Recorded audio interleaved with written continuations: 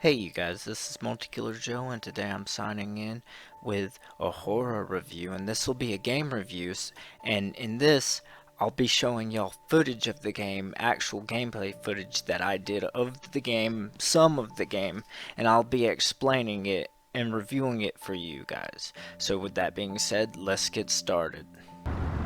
Okay, from the get-go, you're playing as a man named Philip, and his mother recently died. He's 30 years old. He gets a letter from his father explaining some things to him, yet he doesn't listen to the letter, which states not to try to find him, well, his father, and he ends up taking a boat to Greenland where his father was last seen. And if you don't know, that Greenland's actually not that green, it's a very snowy place, but he goes anyways. So when you first get on this boat, as you can see, I'm messing around with the physics and checking out the physics. That's one thing that is very interesting about this game. I highly enjoyed that, so watch me mess around and screw about. It was really fun because this is probably one of the first physics games I really mess with besides Half-Life. I played this before I played Amnesia, so I really do enjoy the game's physics and all the stuff you can like mess with. I know it's not that much, but it's a real decent amount to me. So to continue on. Okay, so after getting off the ship, you end up getting lost in a snowstorm, and you have to find shelter. You find a hatch, and you end up using those physics that you learned earlier to get into the hatch, which you actually find out is a mine shaft. You fall down into the mine shaft, and after a while of exploring in the mine shaft, you find out that you're not alone, and you find out that there's some kind of weird animals down in there with you, which are basically these zombie dogs. I don't want to give away too much, but they're infected with something, and they're out.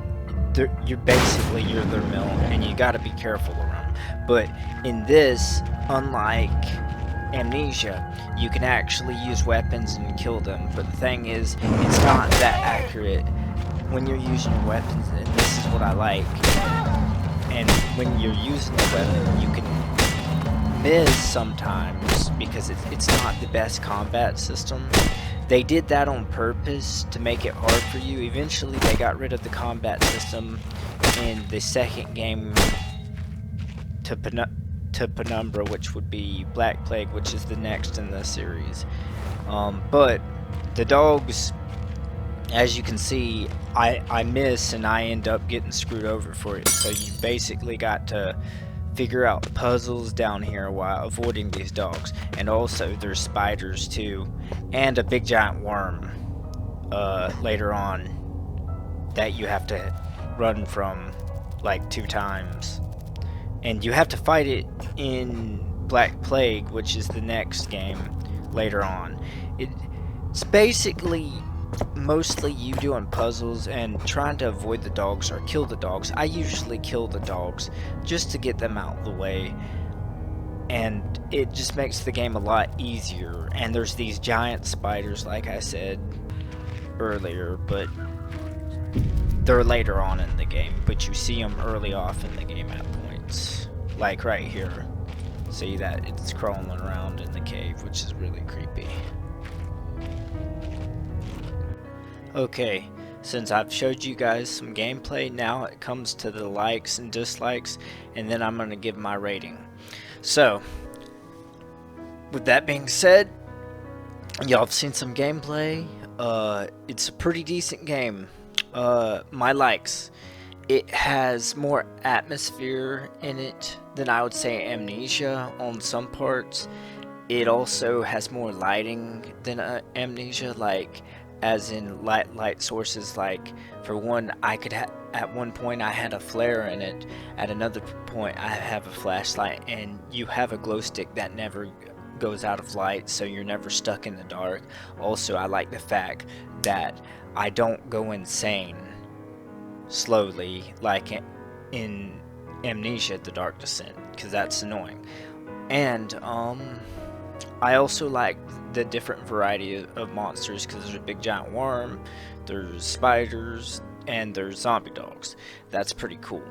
I wish there would have been more though. Okay, so for my dislikes, here's my dislikes.